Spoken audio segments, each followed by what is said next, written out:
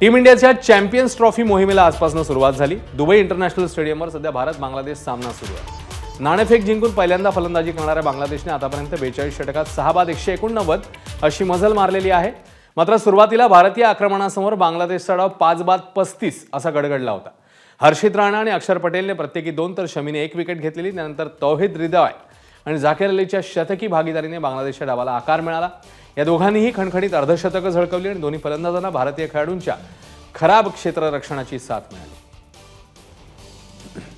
आणि थेट दुबईहून आपल्या सोबत आहेत क्रिकेट समीक्षक सुनंदन लेले सर, 35ला 5 या सिच्युएशन मध्ये आपल्या कंट्रोलमध्ये होती मॅच, मात्र कुठेतरी बांगलादेशची बॅटिंग आणि त्याला आपल्या खराब क्षेत्ररक्षणाची मिळालेली साथ, यामुळे सामना पुन्हा आता इव्हन झाला असं म्हणायचं का? अश्विन, खरं म्हणतोयस तू, कारण कप्तान शांतोनी गर्जना केली होती की आम्ही ही स्पर्धा खेळायला नाही तर जिंकायला आलेलो आहेत, आणि मॅच सुरुवात झाली आणि 5 फलंदाज धडाधड आऊट झाले। आणि त्याच क्षणी मला वाटतं रोहित शर्मानी अत्यंत सोपा झेल हा जॅकरचा सोडला आणि त्याच्यानंतर ही कलाटणी मिळालेली आहे।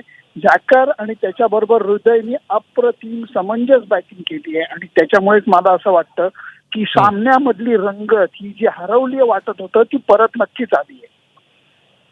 धन्यवाद लेले सर या विश्लेषणाबद्दल। आम्ही तुमच्याशी या मॅच दरम्यान संवाद साधतच राहू। एबीपी माझा, उघडा डोळे बघा नीट।